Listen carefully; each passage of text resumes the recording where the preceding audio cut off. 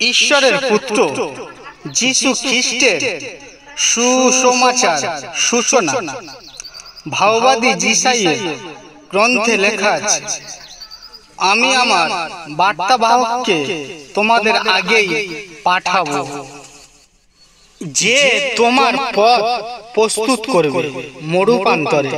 সেই একজনের কণ্ঠস্বর আহ্বান করছে, তোমরা প্রভুর জন্য পথ প্রস্তুত করো এবং তার জন্য রাজপথগুলি সরল করো।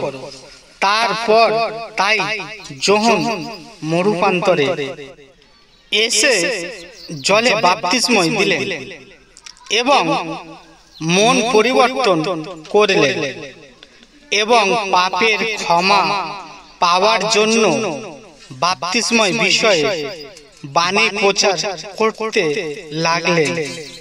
তারপর সমস্ত জিহুদা গ্রাম অঞ্চলে ও জেরুসালেমে নগরে সমস্ত মানুষ যোহনের কাছে যেতে লাগলো। তারপর নিজেদের পাপ সকল স্বীকার করে এবং ডজন নদীতে যোহনের কাছে একজন করে বাপ্তিস্ম নিতে লাগলেন। সেখানে যোহনের পোশাক ছিল উটের লোমে তৈরি এবং কোমরে এক চামড়ার বেল পরতেন, আর সেখানে তার খাদ্য ছিল পঙ্গপাল ও বনমধু। আবার তিনি প্রচার করে বললেন, যিনি আমার পরে আসছেন তিনি আমার চেয়ে মহান এবং পরাক্রমশালী। যোহন বললেন, আমি তো তোমাদের জলে বাপ্তিস্ম দিচ্ছি, কিন্তু যিনি আসছেন তিনি তোমাদের পবিত্র আত্মায় বাপ্তিস্ম দেবেন। ঈশ্বরকে ধন্যবাদ দিন। হালেলুয়া।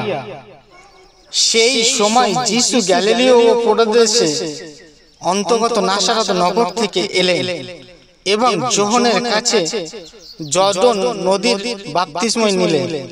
যিশু জলের মধ্য থেকে উঠে আসা মাত্রই দেখলেন আকাশে কালো মেঘে ঢেকে গেছে এবং পবিত্র আত্মা কপতের মতো যিশুর উপর অবতরণ করছে। আর সেই মুহূর্তে স্বর্গ থেকে উচ্চস্বরে কণ্ঠস্বর শোনা গেল, বললেন, তুমি আমার পুত্র, আমি তোমাকে প্রেম করি, আমি তোমাকে ভালোবাসি। তোমার ওই ওপর আমি পরম প্রসন্ন। যিনি কথা বলেছিলেন তিনি আমাদের স্বর্গস্থ পিতা। হালেলুয়া। তারপর পবিত্র আত্মায় যিশুকে মরুপান্তরে পাঠিয়ে দিলেন।